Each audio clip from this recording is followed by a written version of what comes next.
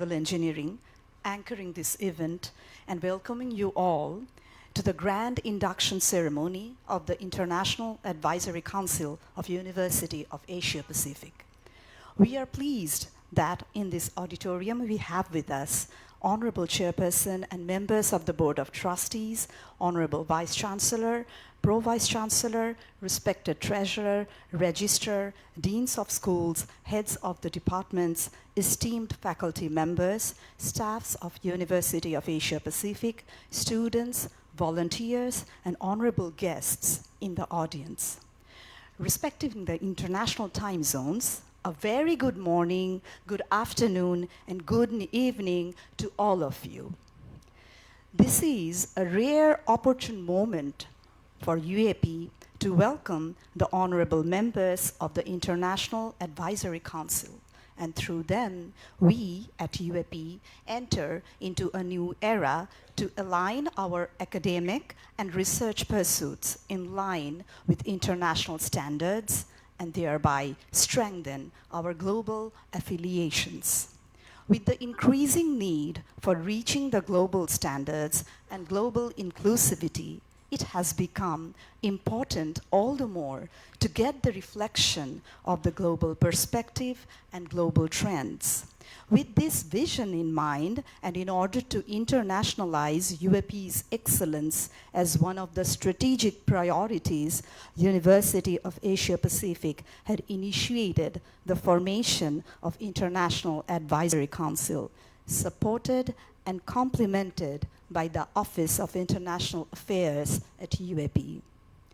Upholding and upgrading our vision of excellence in mind, it is a privilege to share that 13 accomplished academics and professional members from all across the world were approached who have gladly agreed to join the International Advisory Council of University of Asia Pacific.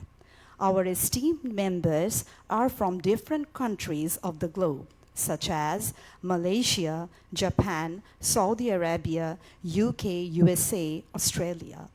We are very glad to have the members of the International Advisory Council both online and in person today with us. It's a pleasure to have one of our esteemed members of the Council today with us. Her Excellency Datuk Haja Zuraida Binti Kamaruddin from Malaysia has graced the event with her kind presence.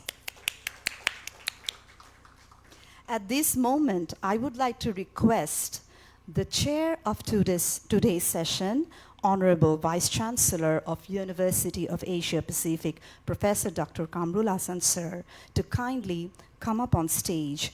I would also request Honorable Chairperson, Board of Trustees, UAP Architect Mahbuba Haq, along with Honorable Member, Board of Trustees and Convener, Strategic Planning Committee at UAP, Professor Dr. Muhammad Shariful Islam, to come up and take their seats on stage.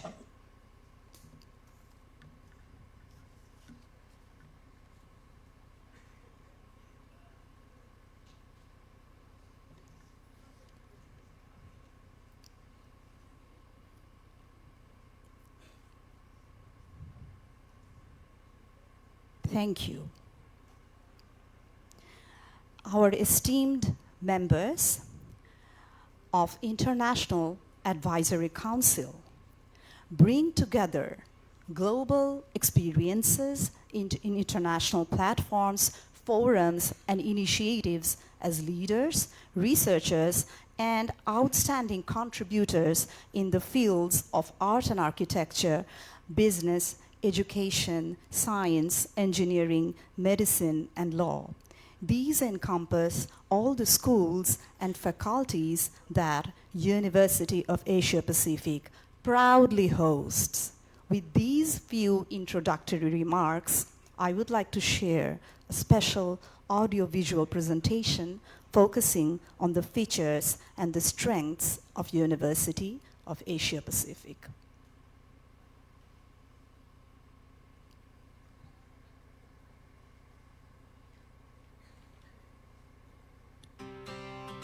Welcome to the story of the University of Asia Pacific, where cultures, perspectives and ideas fly together higher than ever, with a vision to advance science, technology and humanities through innovation in research and development. Nestled in the vibrant heart of Dhaka, the journey of UAP was started in 1996. The university stands as a beacon of academic excellence, shaping the minds of tomorrow's leaders with a commitment to quality education and holistic development. Spanning across acres of land, the campus provides a sprawling environment for students to explore and discover themselves. Mr. Hidayat Ahmed, the founder Vice-Chancellor, dreamt of an institution for academic excellence. Professor Fazlul Halim Chaudhry was the first BOT chair of UAP.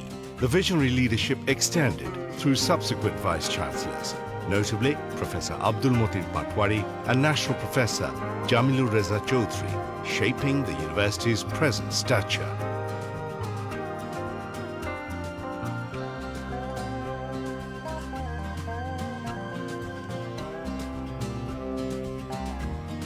UAP's mission is to enhance excellence through dedicated faculty, facilities and holistic education. With a student population exceeding over 6,000, the campus buzzes with energy and excitement as young minds come together to learn, collaborate and innovate. With a team of highly experienced and learned professors dedicated to nurturing talent and pushing boundaries, architect Mahbooba Haq is the current chairperson of Board of Trustees of UAP. Professor Dr. Kamrul Ahsan is the present Vice-Chancellor of UAP. Our faculty members have already achieved prestigious awards from all over the world. Within our campus, we have well-designed library, well-articulated canteen, state-of-art auditorium, indoor sports facilities, and 60 highly equipped laboratories. The laboratories are equipped with advanced equipment and resources, providing students and faculty with opportunities for practical experimentation, analysis, and innovation. The students are empowered to explore their passions, challenge the status quo, and make a meaningful impact on the world around them. In the Department of Architecture, we boast 10 state-of-the-art studios, providing students with the perfect environment to explore their creativity and hone their design skills.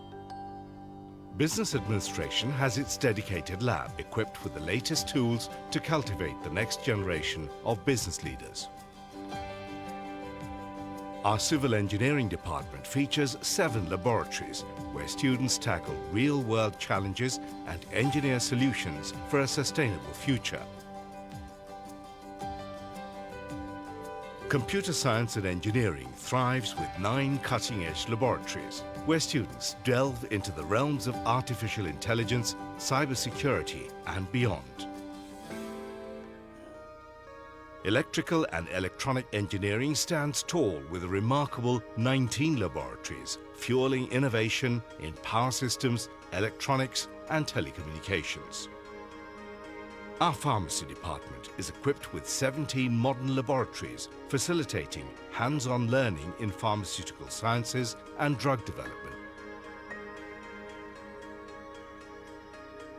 Even within the realm of law and human rights, we provide 2 specialized laboratories where students explore the intricacies of legal practice and advocacy. The Department of English offers a vibrant academic environment with rigorous OBE curriculum, fostering cultural enrichment through events like drama competitions and Shakespeare festivals. In our pursuit of quality education, we offer 3 laboratories dedicated to basic science and humanities, nurturing a deep understanding of fundamental principles and fostering critical thinking. UAP has received recognitions through various national and international awards, showcasing its commitment to academic excellence. The gradual improvement in national and international ranking tells the story of academic excellence and impactful research. It was a great honor for UAP to host the 45th International Collegiate Programming Contest, ICPC, hosted in November 2022, where contestants from all over the world participated. UAP actively organizes diverse international collaborations, offering enriching experiences for its students. Join us at the University of Asia Pacific, where every day is an opportunity to learn, grow, and make a difference. Because we all are committed to excellence every day.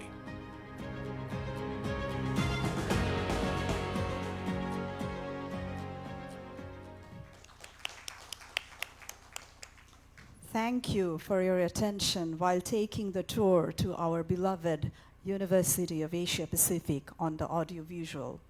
I would now request Professor Dr. Muhammad Shariful Islam, Honorable Member, Board of Trustees, and the convener of the Strategic Planning Committee at University of Asia Pacific to provide the opening speech.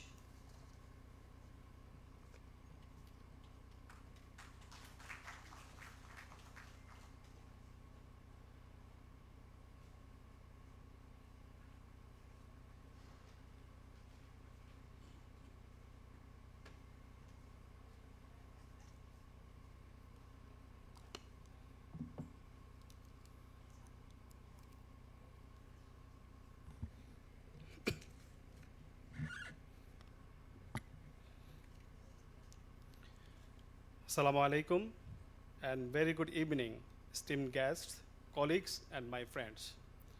It is with immense pleasure and honor that I stand before you today at this momentous occasion, the induction of the International Advisory Council, IAC, of the University of Asia Pacific.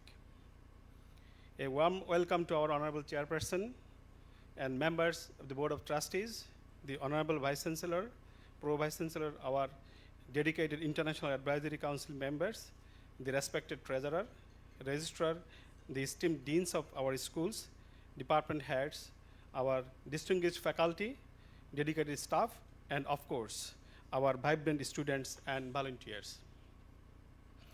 I would like to thank the personnel from different print and electronic media for being here and covering this auspicious occasion. I also extend my gratitude to those joining us online from various time zones. Your presence is equally cherished. Today marks a historic day for the University of Asia Pacific as we witness the realization of a long-cherished dream of Board of Trustees, UAP, with the official commencement of the IAC. This pivotal initiative, masterfully executed by our Strategic Planning Committee, SPC, and supported by the Office of International Affairs, OIA, signifies a milestone in our relentless pursuit of academic excellence and global recognition. I'd like to acknowledge that the policy of the IAC was an output from the SPC at UAP. It was formulated by the OIA under the leadership of Professor Abu Said M. Ahmed, Dean, School of Environmental Sciences and Design, while drafted and finalized by Professor G.R. Ahmed Jamal, Head Department of Electrical and Electronic Engineering, and Professor Nahin Majed, Head of the Department of Civil Engineering. We appreciate their effort wholeheartedly.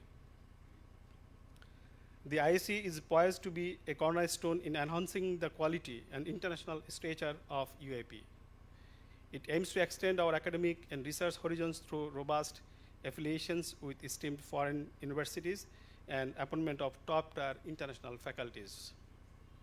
Moreover, the Council will be instrumental in fostering expansive academic and research collaborations that will, without doubt, augment the branding of UAP both at home and abroad. A key aspect of the IAC's mission is to significantly boost the motivation and inspiration of our beloved students. Through its initiatives, the Council will play a crucial role in molding our students into future leaders and entrepreneurs who are not only well qualified, but also globally recognized. This will empower them to navigate and succeed in an increasingly interconnected world, making substantial contribution to the society. Today, we are privileged to have among us many renowned personalities and legends who are well established in their respective fields. Their decision to lend their expertise, wisdom, and time to our cause is a testament to the shared vision and commitment that we cherish at UAP.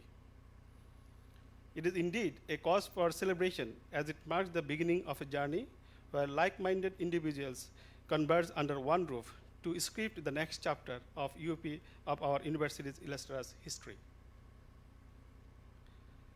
The insights and innovative suggestions from the esteemed members of IAC will undoubtedly enhance UAP's visibility and influence on the global stage. As these members introduce UAP in their respective circles,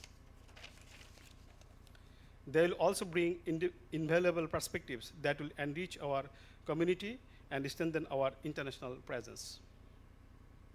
Please allow me to express my deepest appreciation for the opportunity to deliver this opening speech.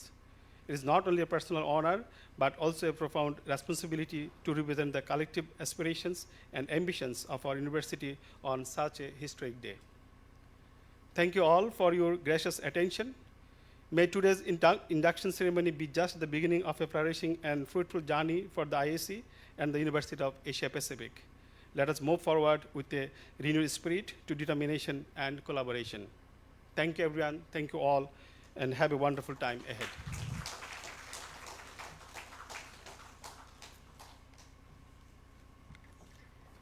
Gratitude to Professor Dr. Muhammad Shariful Islam for enlightening us on the background and formation of the International Advisory Council at UAP.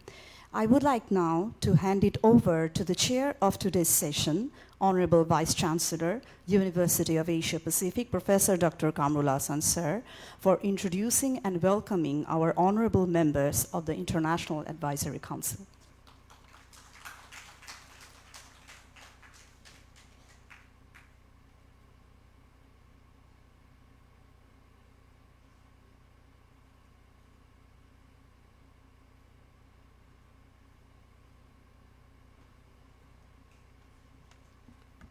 Thank you, Professor Nehrin.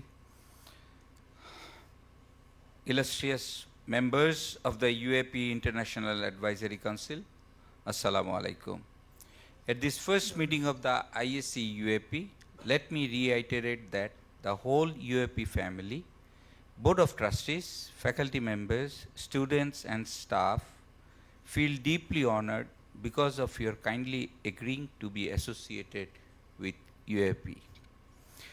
In this introductory meeting and to many more such in future, we shall speak less, hear more from you, take lessons and guidance. Before we start listening to you, I would like to put very briefly our UAP position in perspective in the landscape of private sector education in Bangladesh. Currently, as of this year, 2024, UGC approved 116 private universities enroll more than 300,000 students in Bangladesh. Our UAP is one of these 116 private universities. Our current size of student body exceeds 6,000, and every semester we produce on average 665 graduates. We are small but significant. We have well rooted ourselves within the country, within the region, to a limited extent to international area. To illustrate a few, we are one of the top 15 among the private universities in the country. UGC IQSL has assessed as very good to all our programs. UAP receives permanent status of our campus from Ministry of Education. Made a place in QS ranking in this year. We have students from India, Nepal and Afghanistan studying LLM program in our Department of Law and Human Rights with UMCEL's funded scholarships. In 2022, we hosted prestigious 45th International Collegiate Programming Contest World Finals with contestants participating from 70 countries. The esteemed ICPC Foundation has honored UAP for the successful organization of this globally prestigious event by awarding it the ICPC Jamilur Reza Chaudhary Scholarship for Students. Distinguished ISC members, with such a perspective, we took this initiative of setting up of International Advisory Council. We want to explore with you the following arenas, but not limited to. These are academic excellence or higher education governance. Under this platform, it includes adhering to the global system of outcome-based education, joint academic postgraduate degree program, including PhD, academic staff exchange, and student mobility program. We are also emphasizing on our research enhancement. Under this title, we want to include establishment of multidisciplinary research groups and identification of research outputs. Also assist in mobilizing resources, including funding, expertise, and support by facilitating connections with potential donors. And we also want to do boosting industry and community networks. Under this title, we want to park research and innovation under industry academia program, certified training programs and structured internship program for students and academics run by organizations. Ladies and gentlemen, now allow me to take this opportunity to introduce our esteemed Honorary International Advisory Council members. First, Her Excellency Dato Haja Zuraida Binti Kamaruddin, Honorable Ex-Minister, Ministry of Plantation Industries and Commodities, Malaysia. Dr.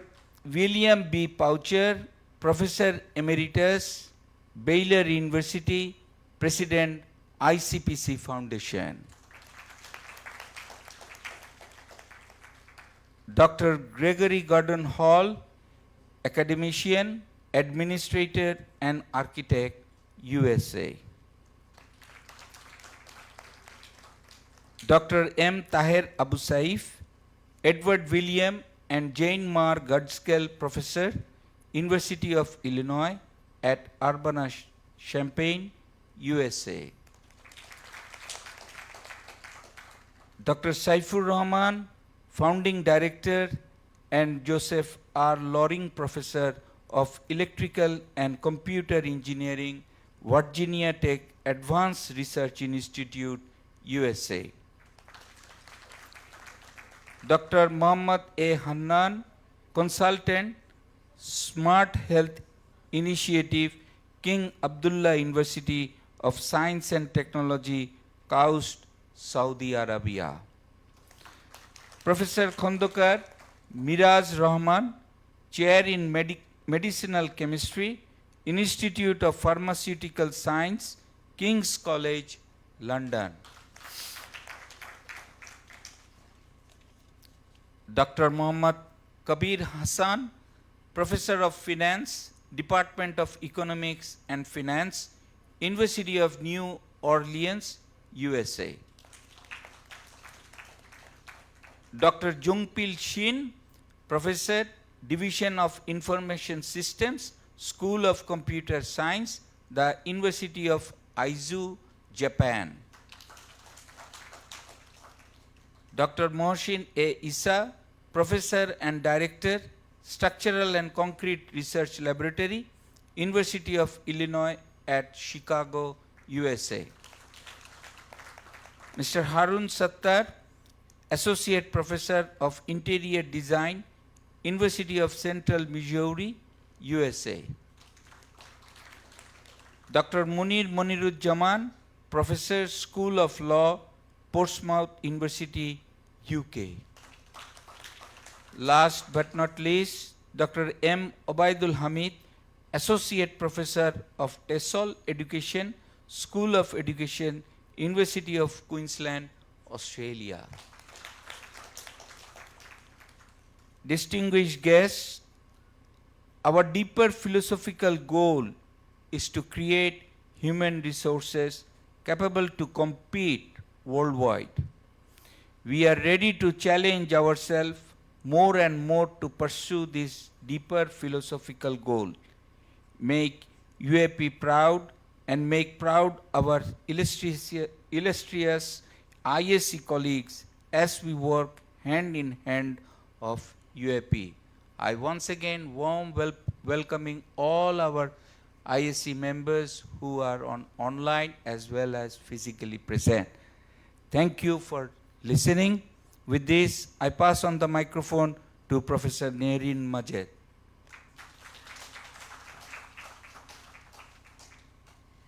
Thank you so much, Honorable Vice Chancellor, sir, for an excellent introduction and welcoming our esteemed members of the International Advisory Council at UAP. Now, this is the most expected time and the most awaited time. We shall now hear from our esteemed members of our International Advisory Council. To start with, it's an absolute pleasure to have with us our member of International Advisory. Actually, she's the first member of our International Advisory Council. It's an absolute pleasure to welcome on the podium Her Excellency Datuk Haja Zuraida binti Kamruddin. She is a distinguished Malaysian politician and social activist, and she has huge contribution in the country. Thank you so much for making it to today.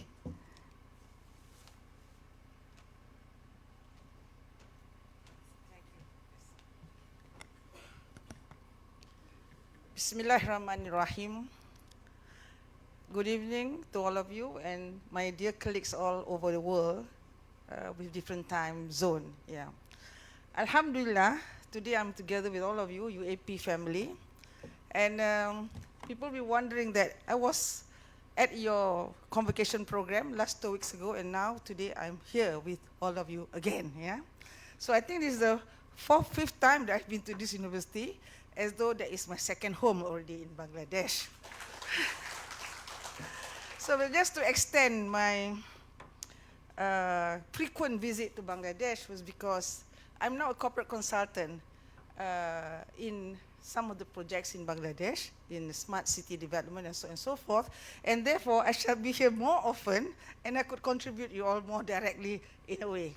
So I hope I can do that, yeah. So I would like to thank again Mr. Kamrul Hassan, yeah, for offering me to be one of the members of the International Advisory Board. And of course, Madam Mahbooba, the loved ones, Mahbooba, okay, for now being the new chairman of Board of Trustees, and my dear friends all, Mr. Alauddin, Mr. Qayyum, all these are ex-friends actually. But they're still here because they were office bearers last time and now together with me here. So Alhamdulillah, I hope with my corporate experience together with my public service experience would some kind or rather contribute to the success of this university and also contribute to the delivery of world-class brand product from UAP, inshallah. Yeah? So I would like to just share with you because boosting the industry and community network is very important because you have to gel these two factors in order for us to succeed in the society and for the advancement of ourselves. So esteemed guests and scholars that are present here, one of the most effective ways to gap between academic knowledge and real-world application is through certified training programs and structured internships. In my earlier career, I have the privilege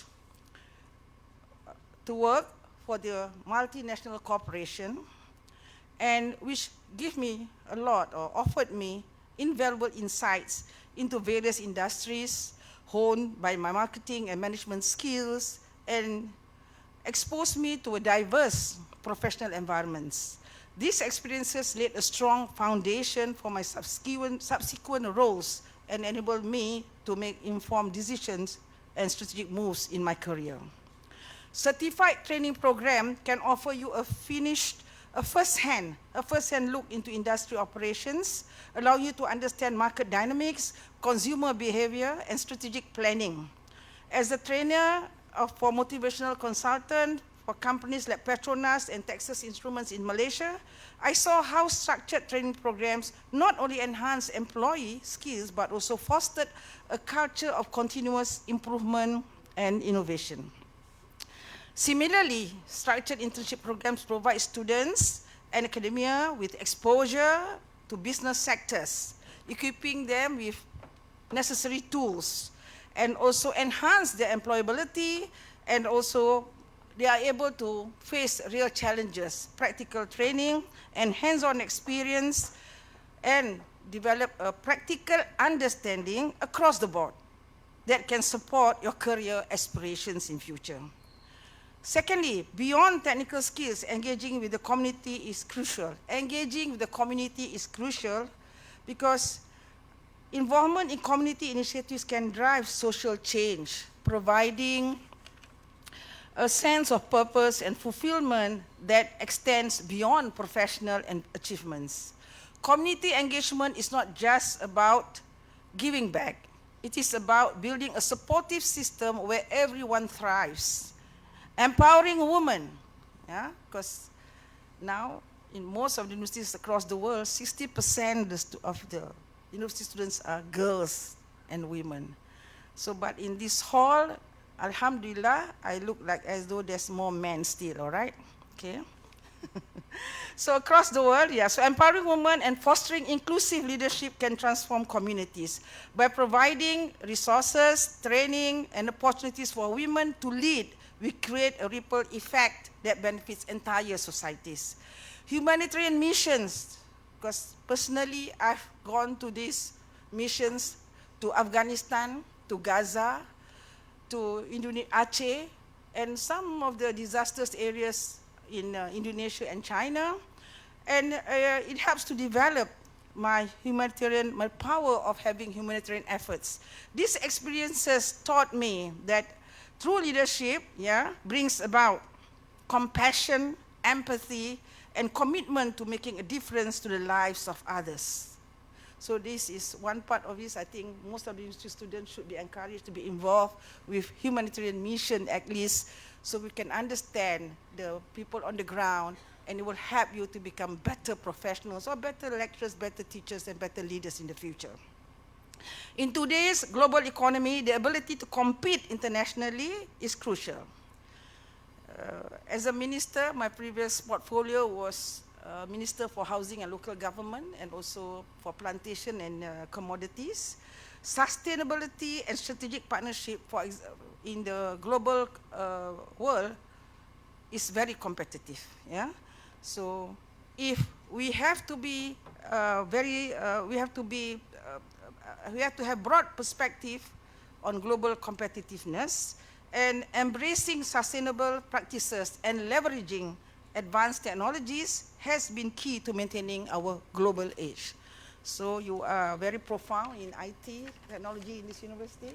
So you produce good graduates, and I hope you will, and I heard some of you here is chief to lead some of the international global association from UAP. I congratulate them, for taking the name of UAP across the world. Yeah.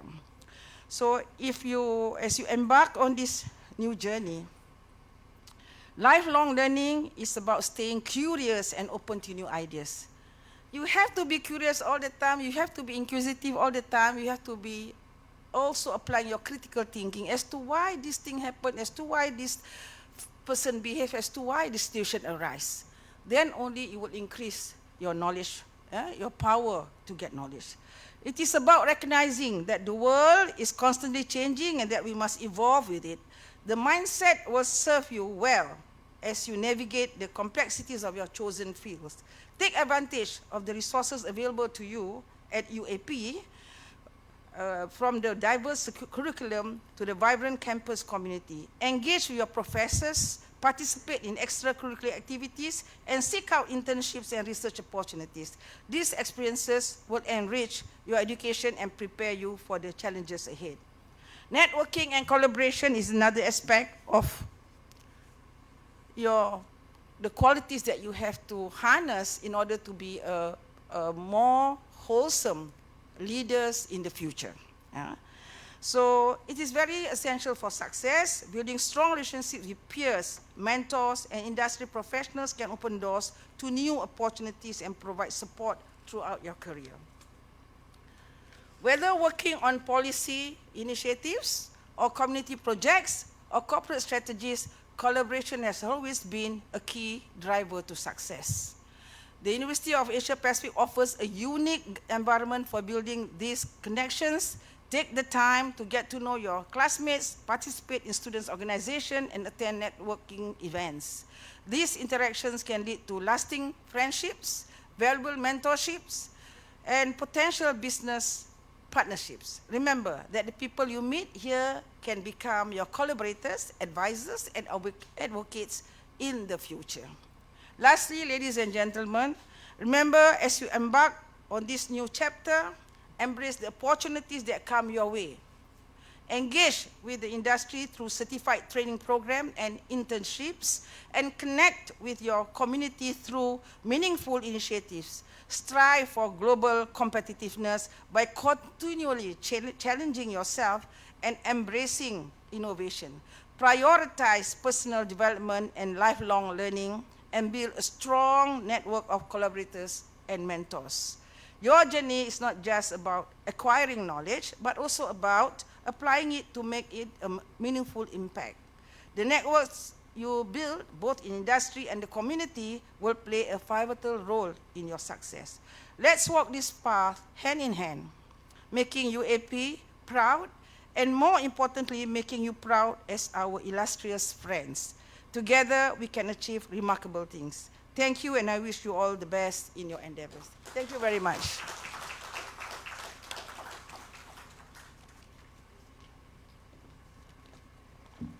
Heartfelt gratitude to Her Excellency, not only for being here, but also for sharing her wisdom. And we are very, very fortunate to have her with us here today. So to express that how happy we are to have her in our induction ceremony, a welcoming bouquet will be presented to her by our Honorable Vice Chancellor. A bouquet of appreciation and welcoming bouquet to Her Excellency Datuk Haja Zuraida binti Kamaruddin for being with us here today and gracing the occasion.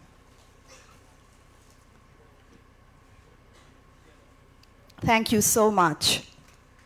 So we are extremely fortunate that most of our IAC members have joined online today, and we'll hear from them. So it will be my privilege to welcome now Dr. William B. Poucher, Professor Emeritus of Computer Science at the School of Engineering and Computer Science at Baylor University, USA, to share some words with us.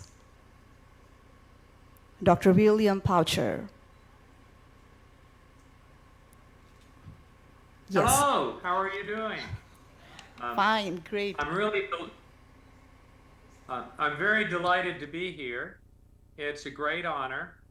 I have many wonderful memories of the ICPC World Championship under some of the most difficult circumstances in decades, being successfully held in Dhaka and hosted by UAP. To build a great institution, there are really three things that we need to focus on: recruitment, engagement, and productivity. But to continue to thrive, there are other aspects of the life of a community that we need to focus on. That is family. We need to look at how we can build our families in the small, in the large, and how we can contribute back to the large family we're a part of, especially the country in which we are blessed to live. Now, one of the really interesting things about the World Finals in Bangladesh is that associated with that, we were able to help the Ministry of Digital Development announce a program to offer education to students who are young teenagers so that they could learn to program. Another was a special program that offered competitive programming to high school girls, especially girls from schools that are all-girl institutions. You see, one of the most important things that we can do in a community is to think about what ours ought to be. And ours in the ICPC is O, opportunity, U, unity, R, respect, and S, service. When we pull ours together, what do we get? We get a family, and a family that wants to thrive. Now, coming back to the Bangladesh commitment, the community commitment to increase education, I noticed something just the other day.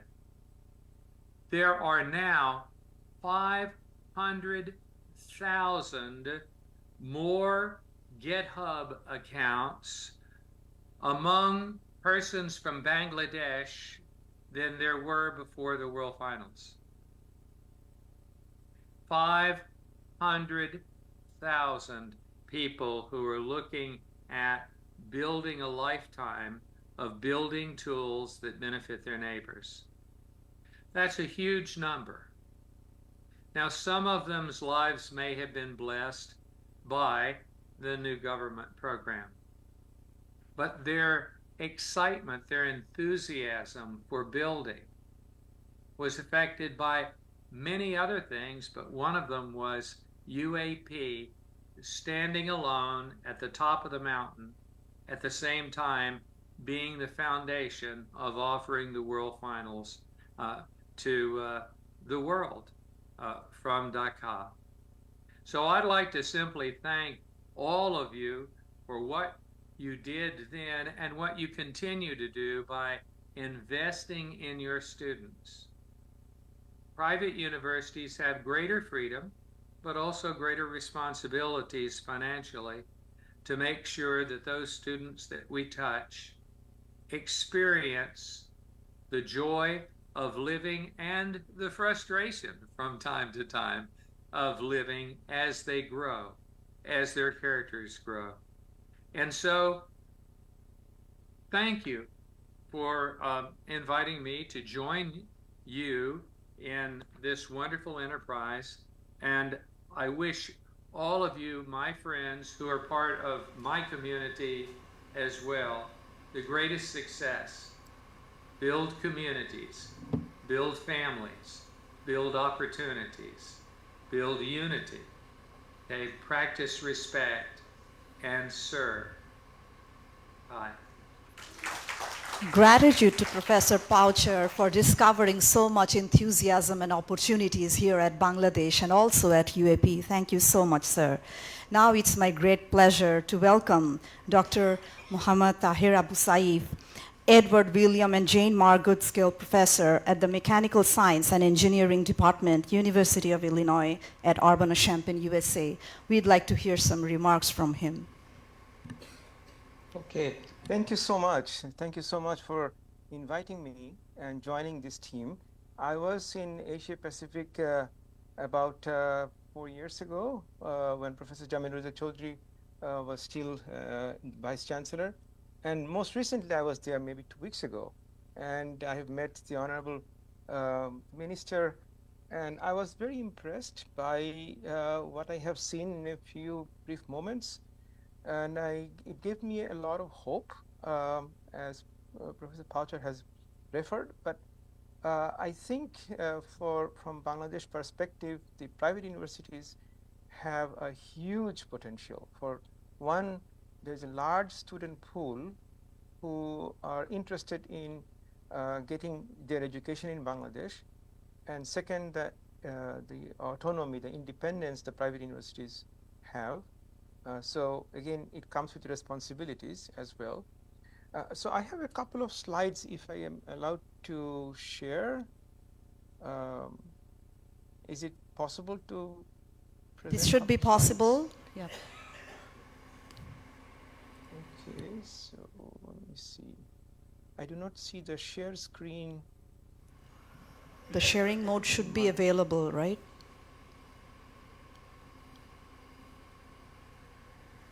Okay,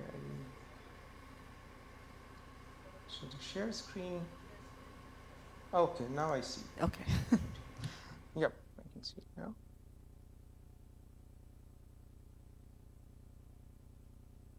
Okay, so I thought about a little bit the history of the US institutions, and because the questions posed for a young institution like UAP and many others, like what have we learned, what can we learn from the US institutions?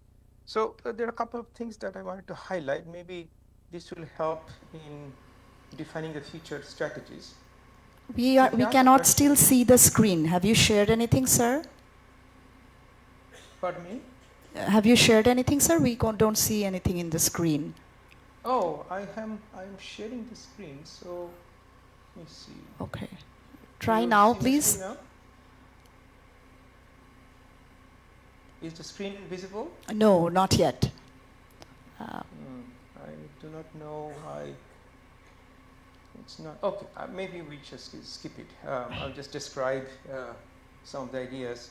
Right. So essentially, what happened in U.S. institutions is the main mission, like UAP, is to teach the existing knowledge.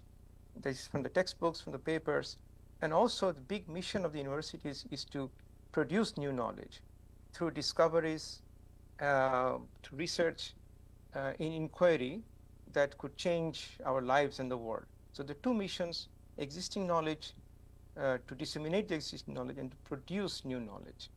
And that's the key objective of the universities. Without the second one, producing new knowledge, the universities become very handicapped.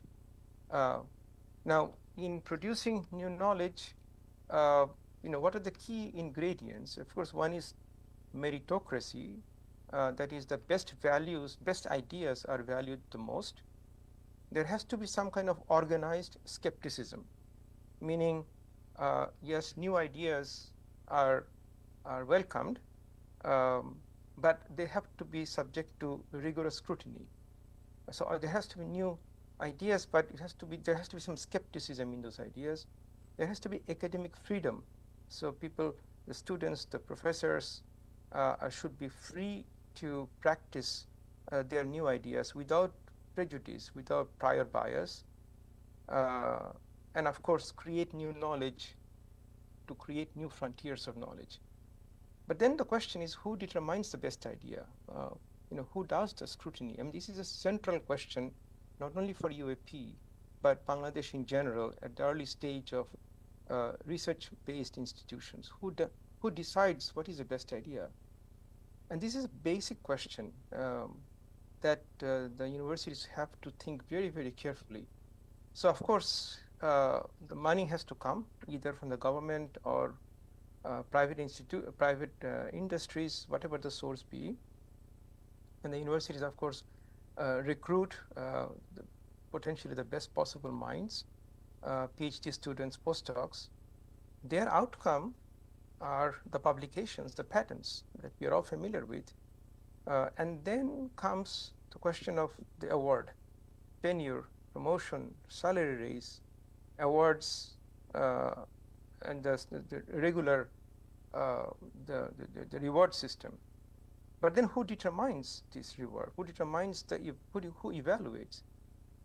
So at every stage there has to be peer evaluation, and this is something that still needs to be orchestrated in Bangladesh.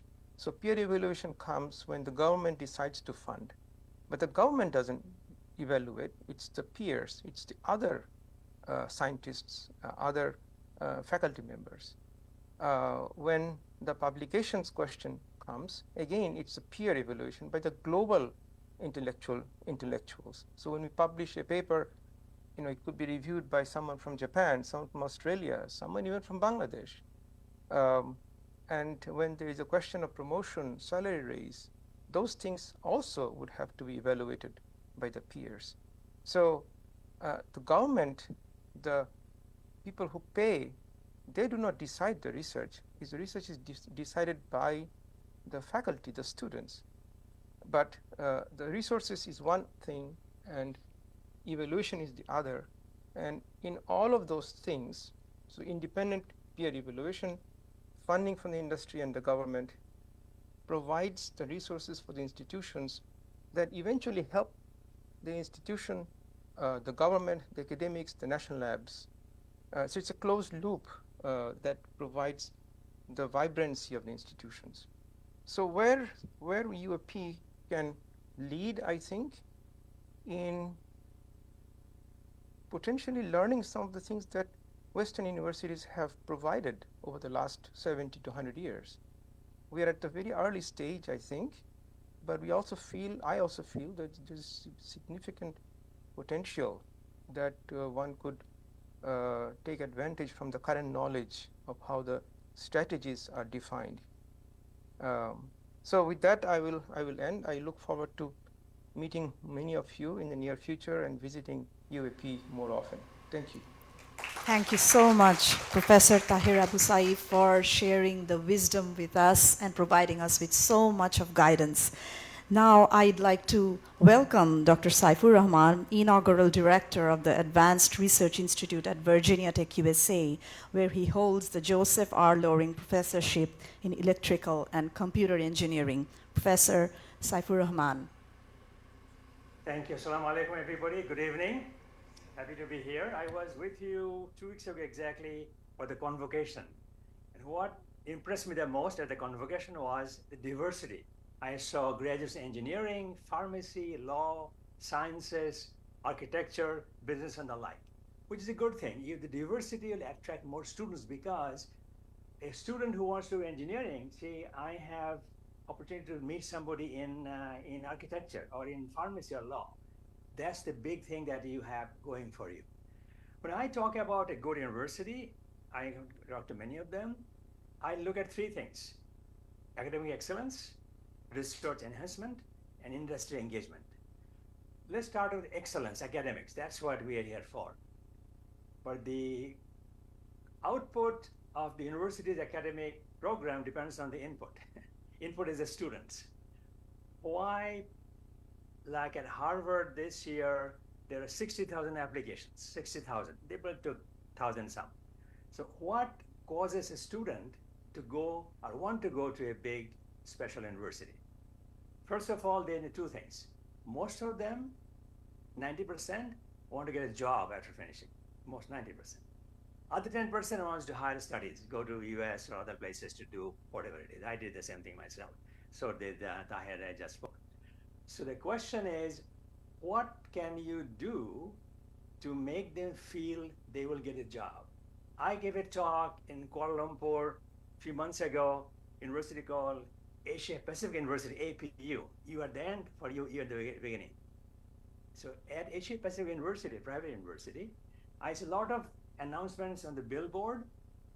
They're saying at this university, mainly engineering, 100% of the graduates get a job within 3 months. That's a big metric to see. That means students who are coming here, their parents sending them with a fairly high tuition fee to study at APU because track record shows they are getting jobs right after graduation. That's a big thing. So I'm sure you're doing that thing well because your grads get jobs. Research enhancement. Go to any well-known university, be it in Australia, UK, US, even China. The name of the university is not how well you teach, what you produce. We call it scholarly work, what you produce. Many universities, some in Bangladesh, UAP included, provide support for faculty students to publish present papers outside. To me, as an academic, that's a big thing. So I would suggest you keep up that tradition, find resources so that your faculty, graduating students can go to conferences, would be in Asian countries. Why is it important? When they go there, they meet other professionals, other professors, industry leaders. That builds a network. The network is built, then they can invite people they met, come to UAP at a conference, give a seminar, give a workshop, so that both way communication is very important. For you to have a higher QS ranking, you must be known to many professors globally. That's how I get a lot of requests to comment. For that to happen, they must know you. For them to know you, you must be visible to them. That's very important. Last but not the least, industry engagement. Industry is the primary source of employment for your students. How do you make sure the industry in Bangladesh or Middle East or whatever the case may be know the quality of work you do so that industry will feel the graduates you produce will be of value to them from day one? I've seen many CEOs in India making comments. There's so many schools, university in India and engineering. Yes, they produce a lot of graduates, but they are not employable. Very important. They're not employable. So make sure you're on the right track. And I support what you have said so far, that like the Vice Chancellor's comments about your ranking and so on, keep that in the focus. So industry must value what you produce and why. If you want to bring industry leaders, we do all the time, managers give a talk in your class, then the students see what is done in industry. Simultaneously, industry leader will see what you teach, how well your students to be graduated are visible to the industry people. So those are my comments. I hope things will keep on getting better over time. I enjoyed the convocation, met a lot of people, and thank you for inviting me. I'll be here for a few more minutes, and then I will be in touch. And if you have any comments, questions, feel free to ask me as we go forward. Thank you very much. Thank you so much, Professor Hanan, for giving us and stressing us on the multidisciplinary requirements as way forward. Now it's my, I was talking to Dr. Saifur Rahman now, who just provided his valuable speech, providing us the requirements in multidisciplinary perspectives. So now I would like to welcome to provide suggestions Dr. M.A. Hannan, consultant for the Smart Health Initiative of King Abdullah University of Science and Technology, Saudi Arabia. Dr. M.A. Hannan.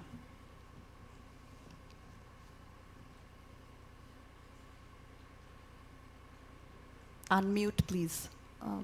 I think you are muted. Okay. Okay. Thank you very much, Honorable Vice Chancellor and the distinguished organizers and participants in this August event. First of all, I'd like to thank you, the UAP and its Board of Governors, for appointing me as a member of this ISC. I'm very fortunate to be associated with UAP. I knew the founder, late Hidayat Ahmed. He was at that time ambassador in Saudi Arabia, and I was a principal scientist at King Faisal Specialist Hospital. And he actually shared his vision of building a university of high class in Bangladesh. I was also fortunate to be associated with another distinguished personality who I see present in this meeting, Mr. Shafi Shami. He was the chairman of the board, I think, and now member of the board. And he also contributed many ideas to develop this university. After having heard the previous speakers, you may find my presentation rather very basic. Nevertheless, it may have some points for you to consider in building academic excellence. So if some of these points are too familiar or too basic, you may ignore them, but you may use some of the ideas in any kind of working papers for your excellence building. The vision of a modern university is to achieve an internationally recognizable status, reputation, which we are calling nowadays ranking, by creating an educational platform for stimulating, challenging, and rewarding experience for teachers and students in a world-class learning environment through a fusion of an outstanding educational process, research, and professional practices, all of which will contribute towards sustainable developments for the benefit of mankind. Goals of modern universities today have shifted. When I was a student in 1950s and 60s, from that time, there is a big paradigm shift. It has shifted from formal lecturing to produce some certificate holders or degree holders to the production of talented and skilled graduates who are prepared to not only seeking basic knowledge to explore nature, but also to join, which some speakers alluded to join the workforce in different service departments responsible for sustainable environmental and socioeconomic development, aiming to improve quality of life. Such a paradigm shift in educational objectives warrant the maintenance of a high standard and meritocracy in the planning and execution of processes in education training, research, and community services. Thus, excellence in education would mean at once extraordinarily high standards in all activities of a university, ascertained by an internationally recognizable set of quality assurance criteria.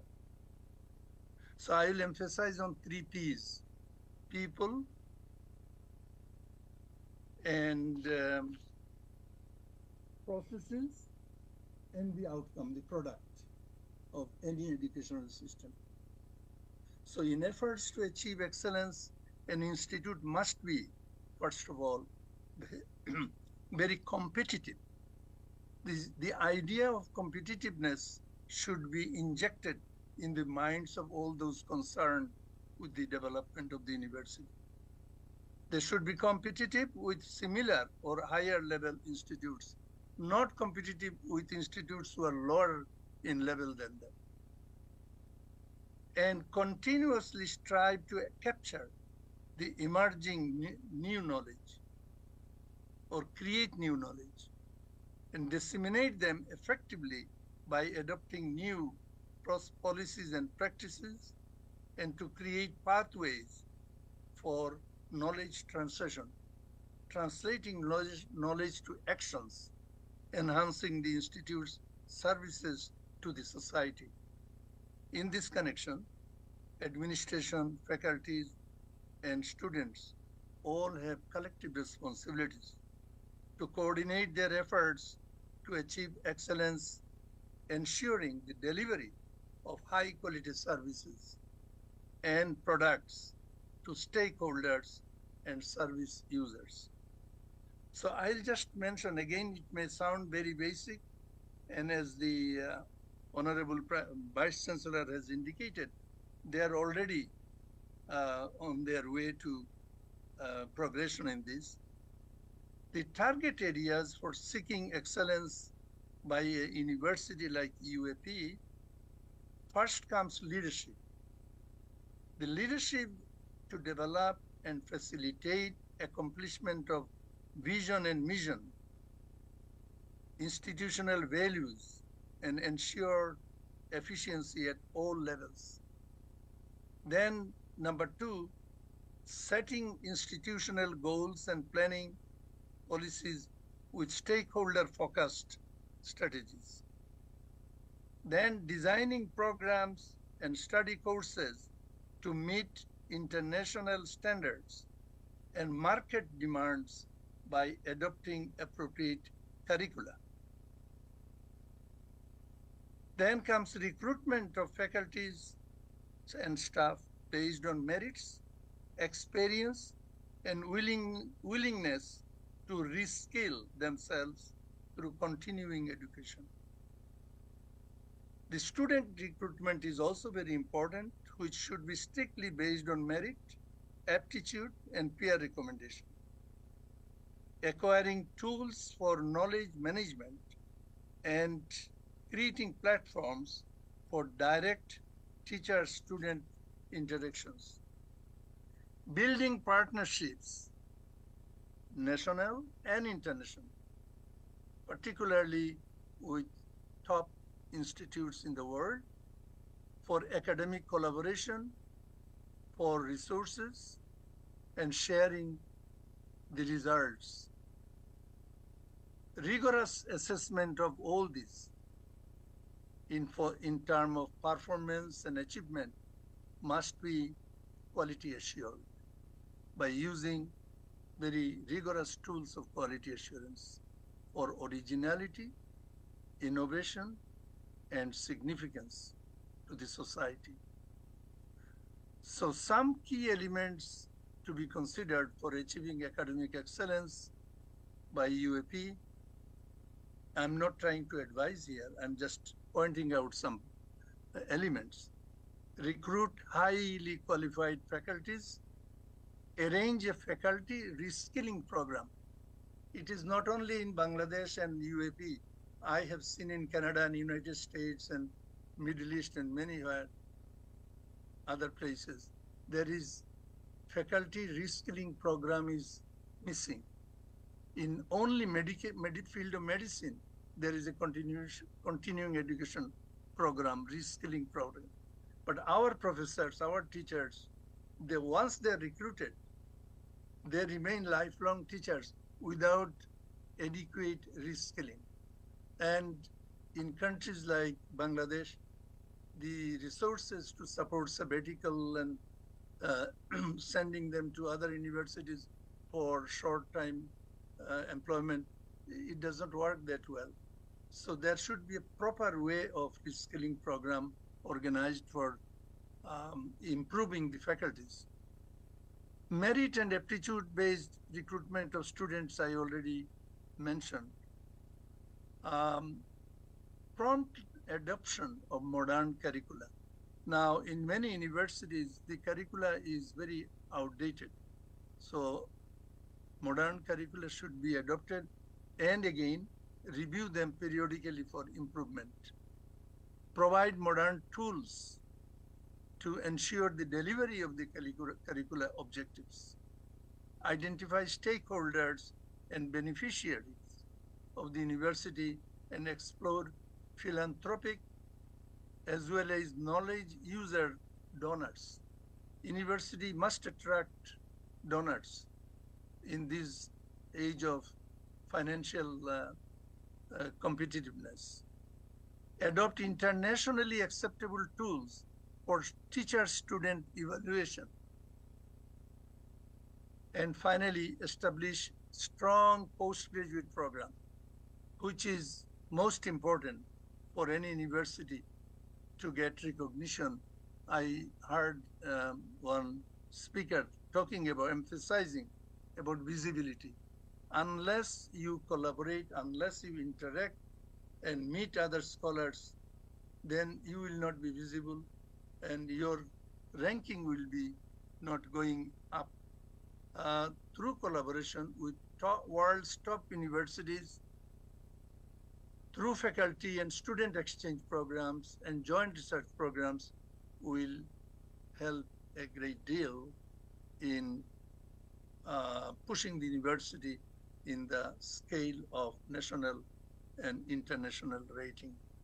So these are my few humble suggestions. I have some other ideas. They are certainly not better than many of the speakers who have presented their ideas, but I'll be always happy to share them with you. I'll be at the service of the university. Whenever I visit Dhaka, I make it a point to visit UAP. I gave a few lectures there, and I found that there are some departments, including the Department of Pharmacy and others, they are almost at a world-class level. So UAP has a very great future. Thank you. Thank you so much, Dr. M. A. Hanan, for emphasizing the continuous enhancement and improvement, and most important, quality assurance that UAP holds high with priority. Now, I would like to welcome Dr. Khandakar Miraz Rahman, Professor of Medicinal Chemistry at the School of Cancer and Pharmaceutical Sciences, King's College London, to provide his valuable speech and share some remarks with us.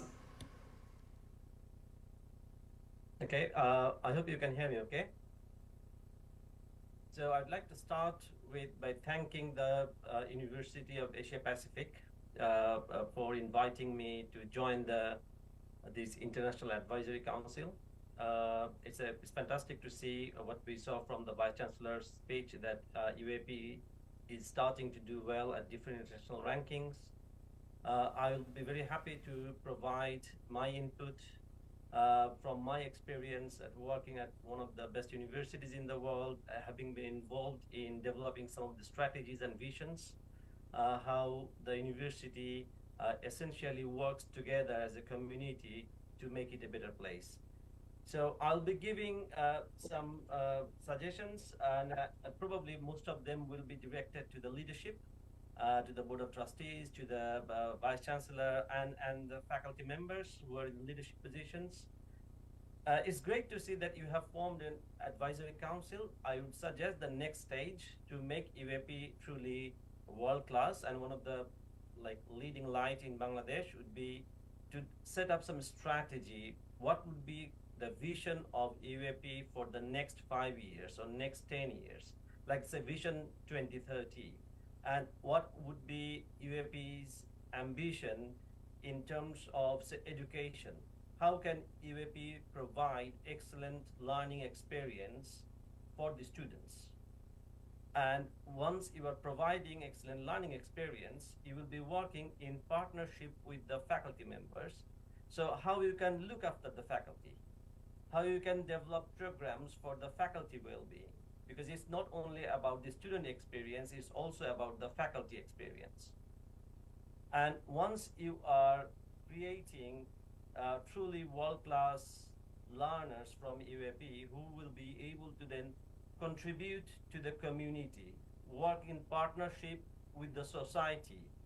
So the next step will be about creating impact. And that impact can be in the form of research impact.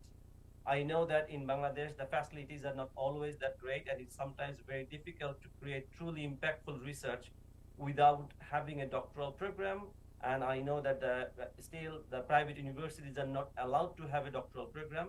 But maybe you can start to develop postgraduate, say, MSc program in partnership with industry, and take industrial input in setting up those programs. So work with industry, develop collaboration. Now, there are some challenges there. I know that the industry will not come to UAP or any other university unless we are offering solutions to them. So we have to be able to offer solution to the industrial challenges.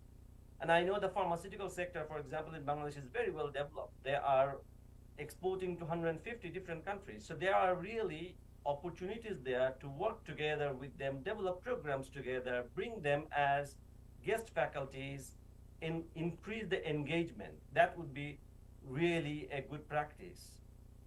Next would be that university is a place for creating knowledge, but also it will be about making meaningful changes to the community, to the people around UAP.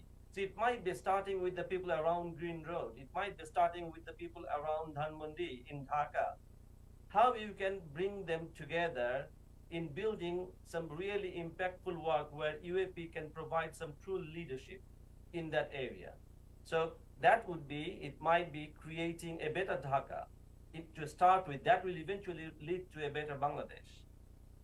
And then finally, I would say is giving the staff and the student to the opportunity to experience what are the good practices elsewhere. So it's like you have started with these international advisory councils. We have got very esteemed colleagues who are working at different universities, research centers. So try to get the best practices from there and try to implement them.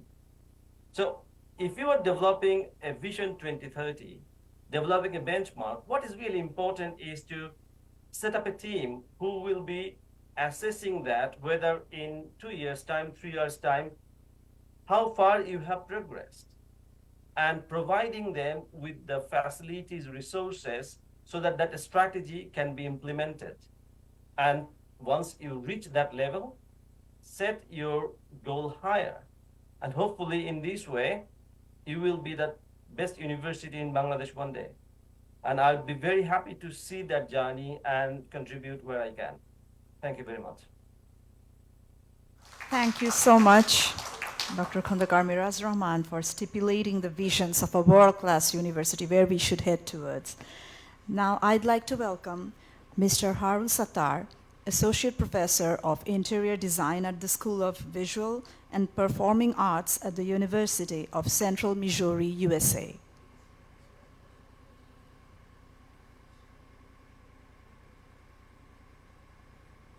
We can't hear you, sir. I think you need to unmute. Thank you. Yeah, I think I have unmuted myself. Sorry about that. Honorable members of the Board of Trustee, Vice Chancellor, Administration of the University, respectable faculty, and the esteemed colleagues of IAC of UAP. Assalamu alaikum and good morning. It is with great honor and humility that I express my heartfelt gratitude for the privileges to serve on the esteemed council. In our ever-evolving academic landscape and global connectivity, contributing to our communities and nation is more than a privilege, it's an obligation. As we embark on this journey together, let us seize this opportunity to share not just the knowledge, also our experiences that we have gathered over time. I have been contemplating processes and methods to connect various topics in education, research, and collaboration in the field of architecture and interior design. I've been teaching at the University of UAP for the last 4 years, and here are some of the key areas of focus. And I'm looking forward to connect more with the faculty and students to expand on these. So the focal points that I've been thinking about are curriculum and pedagogy, and thinking about the global perspective on design, critical and creative thinking, design thinking, and problem-solving skills. That will produce quality professionals for the world and for the country. Professional development, career preparedness for the students, engagement with global professionals, all the faculty of Bangladesh origin that we are abroad, we can very easily contribute in this field. Mentoring both faculty and students to pursue further education and enlightenment. Cross-cultural design perspectives. we have a very unique and rich cultural heritage, and we should always consider that while thinking anything global. Diverse educational experience, global design trends, and cross cultural insights that will make the design world and the education enriched. Research. Research is one of the most important thing about education and higher education. Professional enhancement through research and collaboration. Improvement of the physical and built environment through research and again collaboration. And we know the faculty at UAP are have a very heavy teaching load, so they can link teaching with research. By integrating these elements, I aim to enhance the educational experience, foster a robust research culture, and prepare students to become innovative and responsible global design professionals. This is my fourth semester teaching at the University of Asia Pacific, and my experience with the students have been highly positive. They're enthusiastic and eager to learn. My collaboration with the faculty has been equally valuable and fruitful. I have already co-authored a paper with two colleagues, architect Mehrab Iftikhar and architect Tahmina Rahman of UAP, which has been accepted for presentation at the annual International Conference on Design and Education, organized by the Environmental Design Research Association, EDRA, in Portland, Oregon in June of 2024. This inspires us all to explore more research avenues, and we all faculties, home and abroad, should take this opportunity and expand the knowledge of our students and the faculty. I believe that as educators, we are not just disseminator of information, we are torch bearers, illuminating the path for the next generation. This reminds me of the words of Rabindranath Tagore. উনার কয়েকটা line আমি বলতে চাই। আলো আমার আলো ওগো আলো ভুবন ভরা আলো নয়ন ধোয়াও আমার আলো হৃদয় হরা, which encapsulates the essence of our mission. I will feel accomplished to see আলো স্রোতে পাল তুলেছে হাজার প্রজাপতি আলোর ঢেউয়ে উথল মেটে মল্লিকা মালতী. These lines celebrate light as a powerful, uplifting, and life-giving force that invigorates nature and brings joy and beauty to the world. Our role is not just to educate, but to inspire, empower, and guide the energetic, enthusiastic young minds who look up to us. We need to produce enlightened students, not just educated degree holders. Let us be the catalyst of change, nurturing generation to navigate the complexities of our globalized world while remaining rooted to the richness of our culture and heritage.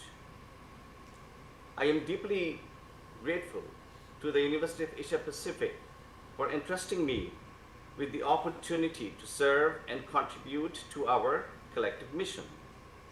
Together, let us strive to make a difference, to take bigger strides, and to leave a legacy that enriches the lives of future generations. With gratitude and determination, thank you all. Thank you so much, Mr. Harun Sattar, for his already made contributions to UAP, and we expect his continuous engagement with us. Now it's my pleasure to welcome Dr. Munir Zaman, Chair in International and Business Law at the University of Portsmouth, UK. Dr. Munir Zaman. Thank you very much for inviting me to say a few words.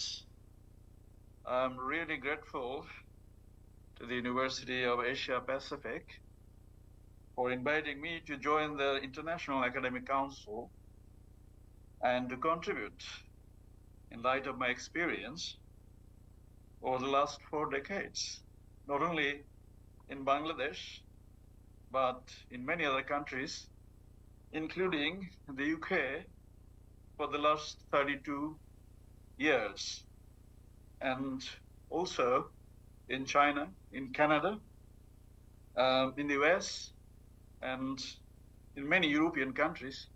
But anyway, briefly, some important sort of words about excellence, academic excellence. Now, that academic excellence is not only in teaching, but also in research and also in professional training. I mean, these days, without practical ideas, knowledge, and exposure to the real world, I think education will remain incomplete. Now, looking at the UK scenario, I think when you talk about academic excellence, we look at research standing of a university, teaching excellence of a university, and in addition to these two, what are the other sort of practical things and contributory things to knowledge the universities are arranging?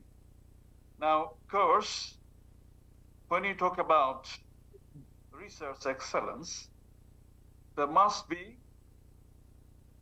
an environment in which research excellence can grow for over long period of time. It's not just switch on, switch off, or just straightforward kind of, dishing out of some excellence from some source. This is a kind of, organic development of research excellence, maybe from a scratch, maybe from some stage where some remarkable sort of position has been created. But whatever way you look at, your strategy would depend on the stage from where you want to look forward to. Now, that is quite relative, where you need to start. I mean, yes, of course, the members of staff must be research active, and they must produce the research outcomes in top tier journals, and of course in very many impactful journals. So there are different criteria of that research excellence. I mean, looking at the UK scenario, we have got REF, Research Excellence Framework, and it operates in many sort of specific ways to fulfill various conditions and various criteria and all sorts of sort of exercises for the whole sort of period of 4 or 5 years of research excellence period. Every 4 or 5 years there must be some kind of research kind of assessment, how the members of staff are producing their work and what sort of journals. Are they top tier journals, impactful journals, 4-star, 3-star, 5-star, and each star has its own criterion and criteria. And, these are internationally recognized. And of course, citations and all sorts of variables in order to, sort of determine research excellence. That's one thing. But this, when I talk about these sort of things, I mean, it's not a matter of day or two or just a few years that you can develop that kind of strategy, but it's a long-term strategy. But you have to start, from somewhere. I mean, somebody who has, traveled 1,000 miles must have started somewhere with a little baby step, or maybe just a single step. Now, that's where, in case of many new universities, that may apply, because, they may not have any research strategy as such, just mostly, teaching factories, primarily, as I can see across the board.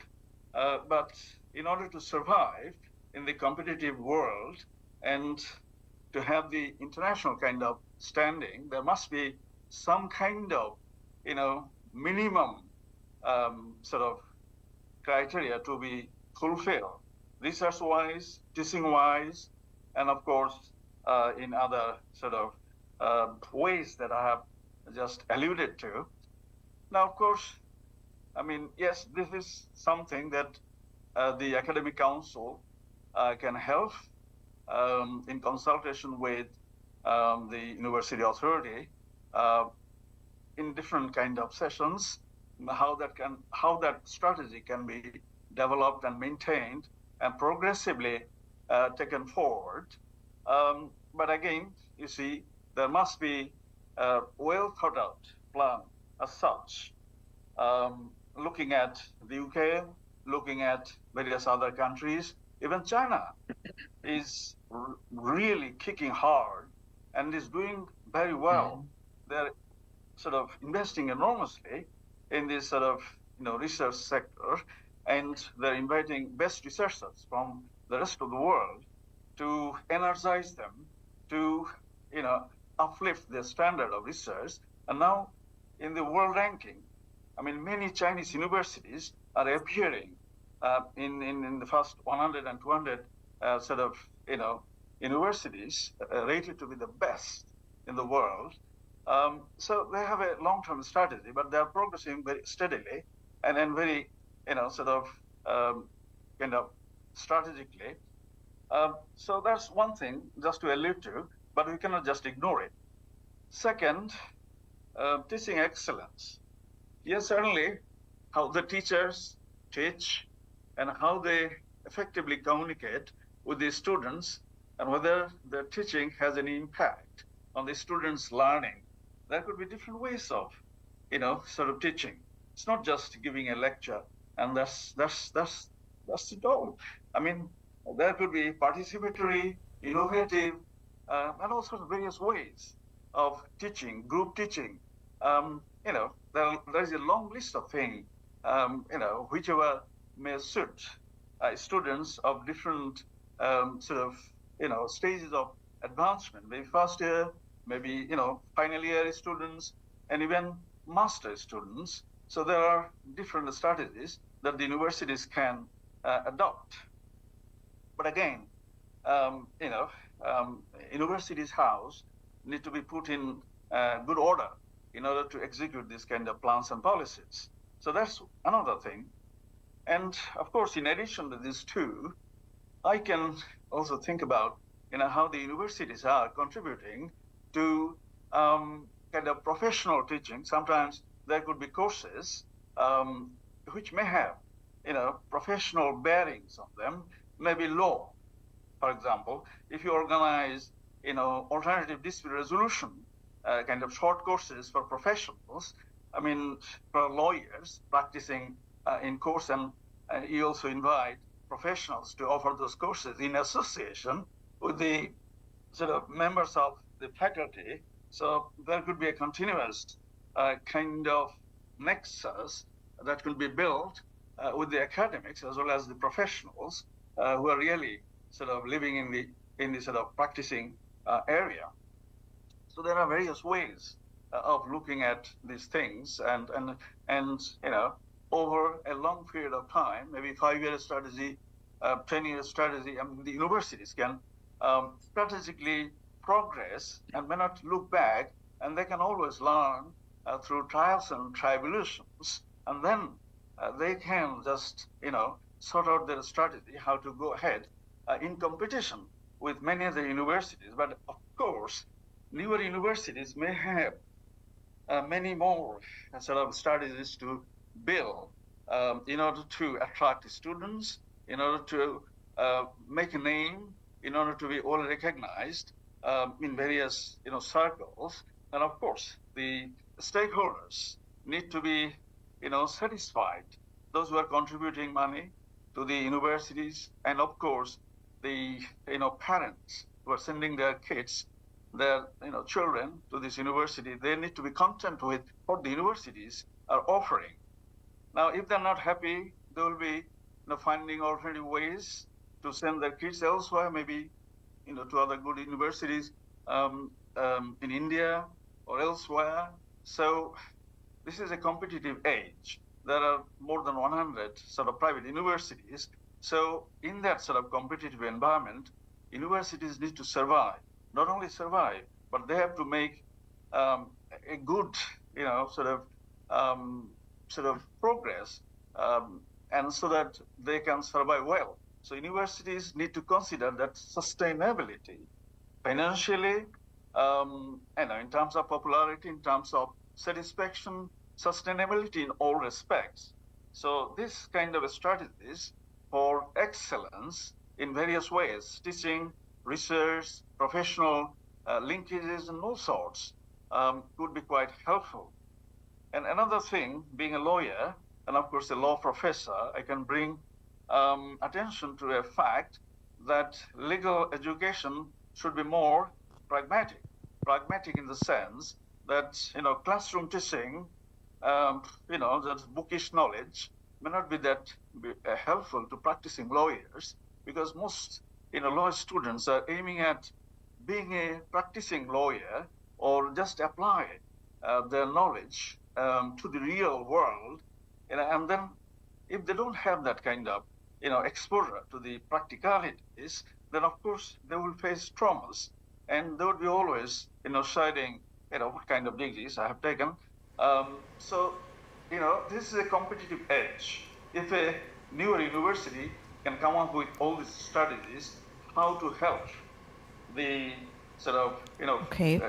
future practicing lawyers with their practical skills.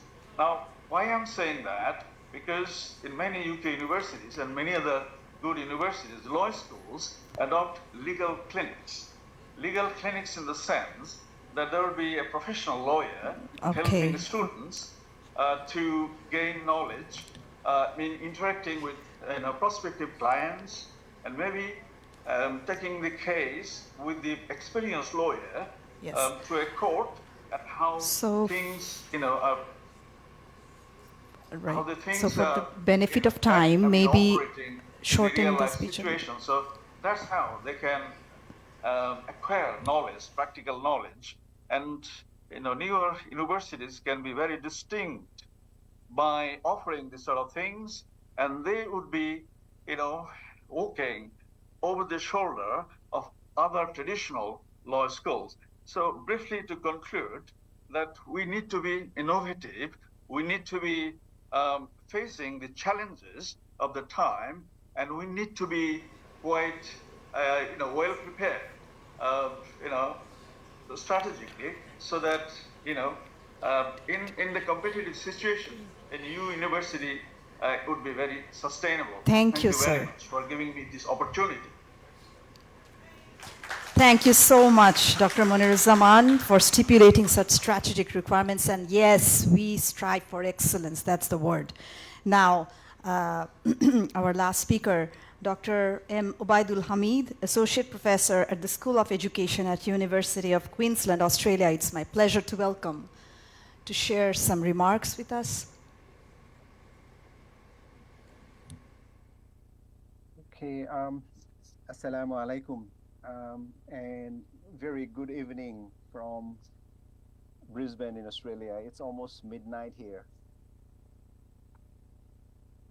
First of all, I would like to thank University of Asia Pacific for inviting me to join the Advisory Council, and also to this event, the opening event, and say a few words.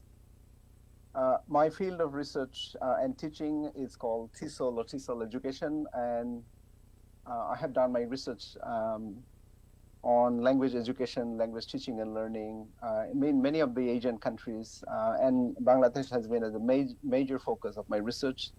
So this has given me an opportunity to interact with colleagues, Bangladeshi colleagues, to collaborate, co-author with them. So based on my field experience, I would say, I would like to talk about, I would like to point out a few practical points, and these points will be related to enhancing research. I would like to highlight three issues, 3 points in particular. The first one is about enhancing the profile of the university in relation to research. So we have to make sure that research becomes part of our identity as a university. When we talk about how we are different from other universities, for example, we should be able to say that yes, we are different from others in many ways, and research is one of the differentiating factors. So that's an area where there has to be investment, there has to be work so that the profile, the research profile of the university can be enhanced. The second one is related to research infrastructure. Okay, and here again, I would like to point out a few practical things. From experience, I know that not many Bangladeshi universities have research committees. And as we know from the West, if you want to do research, if you want to publish in some of the high quality journals, that has been pointed out by many of the speakers, we have to go through the research committee and we have to follow the research protocols. And unfortunately, many universities don't have that. I don't know whether UAP had a research committee, but this is something that has to be seriously taken into consideration. Second point related to research infrastructure is what I would call, or what is often called, seed funding. And this can be sort of competitive. So we want our researchers, our academics colleagues, to be research active, to do research and publish in some of the high quality journals. And the starting point should be from within the university. So there can be research programs, funding programs, which will give academics and researchers an opportunity to come up with ideas. So they will have initial funding from the university, and that will actually prepare them for national level or even international level funding. Okay, and the third point, again, very practical, is related to supporting academic and researchers at the university. Well, if we want to have develop a research culture in the university, if you want to enhance the profile of research within the university, definitely, we have to invest in our academics, in our researchers. And for this, one of the things, again, which is very practical, we have to give academics time so that they can do research. From experience, I know that in many of the universities, colleagues are asked to teach, X, Y, Z number of courses, and under pressure, they don't have the time for engaging in research at all. So in that kind of environment, it would be really tough for them to be research active. So they need time for doing research. In addition to time, they also need mentoring. Generally speaking, in our country, research culture hasn't been that positive. That's why, this is an area where we need to give more attention, making sure that academics and researchers, they have mentoring. And sometimes some of the mentors can be within the institutions, or sometimes, collaborators or mentors can be found from other countries as well. So a program like this can be an opportunity for arranging mentoring for researchers and academics. And finally, academics and researchers need incentives for doing research. Why would they do research? What sort of recognition will they have within the institutions? What kind of benefits, promotion and other areas? So I think these three very practical kind of suggestions are something that I've been thinking about, and thank you for giving me the opportunity to share this with you. I hope these kind of suggestions won't be ignored, because these are just practical. Thank you very much. Thank you so much, Dr. Baidul Hamid, for sharing your wisdom with us. So with the great participation from our esteemed members of International Advisory Council, it was great to witness the valuable remarks by the members. And let us now hear the compilation of the remarks presented by our IAC members. And this compilation will be presented by the Director in Charge, Office of International Affairs at University of Asia Pacific, Architect Afrida Afroz, Assistant Professor, Department of Architecture, UAP.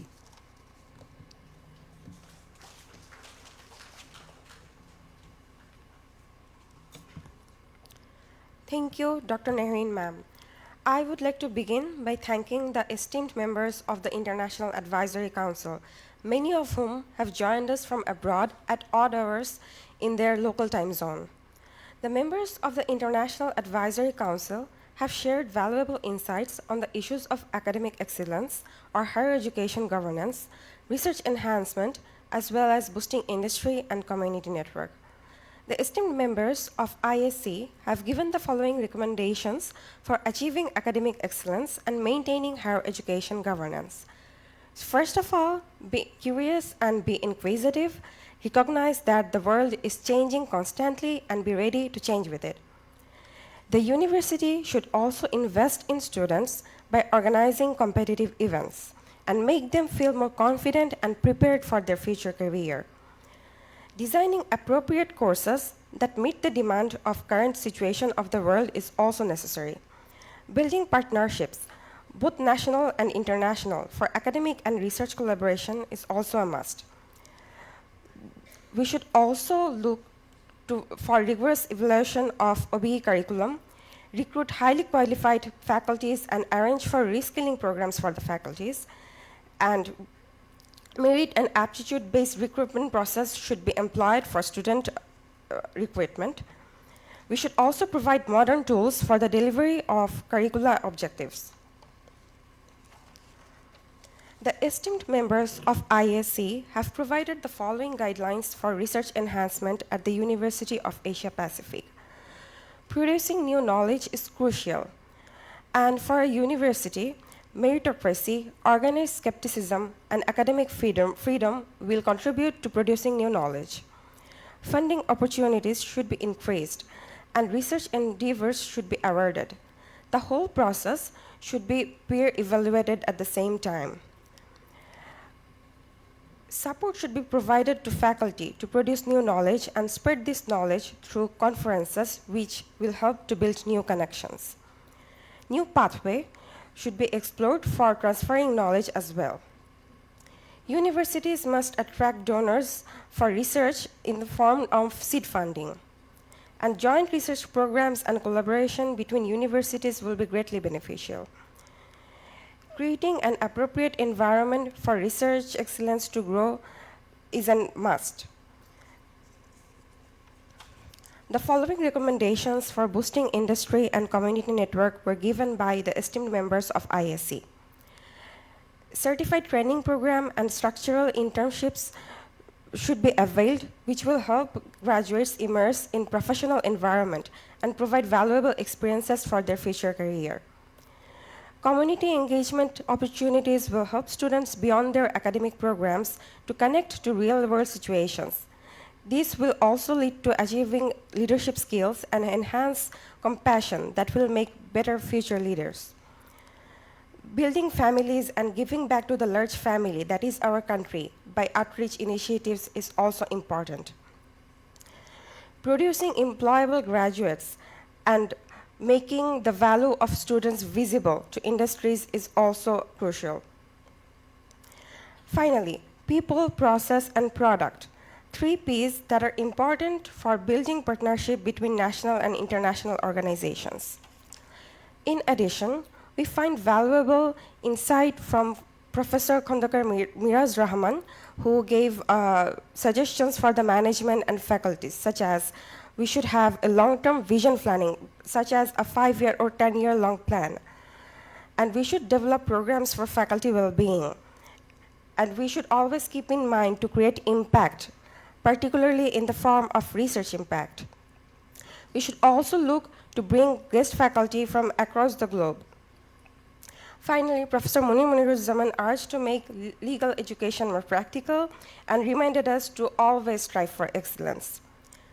On behalf of the Office of International Affairs, UAP, I thank all the members of the International Academic Council for their valuable suggestions and for sharing with us global views on education. These will provide important guidelines to enhance the global exposure as well as the future development of academic endeavors in the University of Asia Pacific. Thank you. Thank you so much for summarizing the future guidance given by the ISC members. by Director in Charge, OIA. Those were really crucial compilations. Thank you so much. So the acknowledgement of the need and the visions for global immersion for academia have always been originated from and supported by the progressive members of Board of Trustees at University of Asia Pacific. I would like to extend my request now to the Honorable Chairperson, Board of Trustees, Architect Mahbuba Haq, to kindly provide her speech.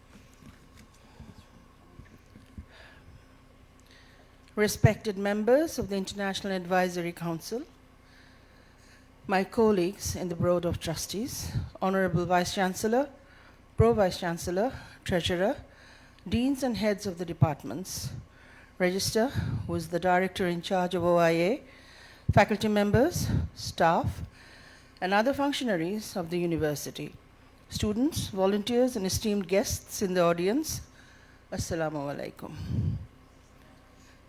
It is indeed an honor and a privilege to have such esteemed scholars affiliated with UAP.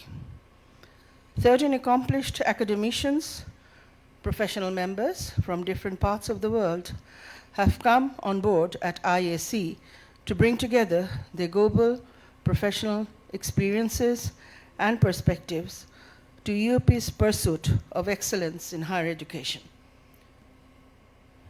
I'm very glad to have the members of IAC present today with us, both online and in person.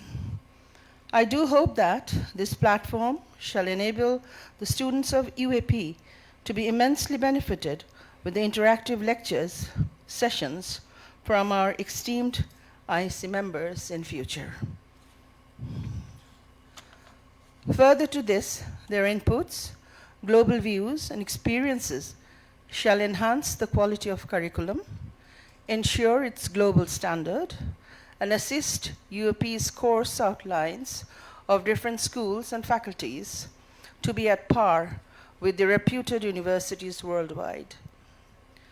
I would like to thank our Honorable Vice Chancellor, Pro-Vice Chancellor, especially Professor Dr. Shariful Islam, BOT member, and former Chairman Dr.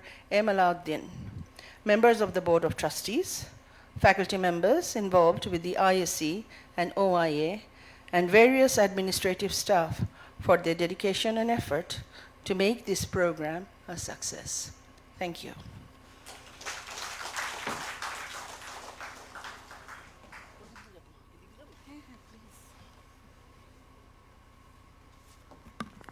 Thank you so much, Honorable Chairman, Board of Trustees, Chairperson, Board of Trustees, Architect Mahbuba Haq, for such a great, short and sweet speech. So, dear respected audience, this has been a great event to experience with all of your participation, of course. We are closing today with the hope and aspirations for UAP to move further in progressive footsteps with support and guidance from our esteemed International Advisory Council. So let us lastly give a last applaud to all of those members who have joined us together in this induction ceremony of the International Advisory Council at UAP.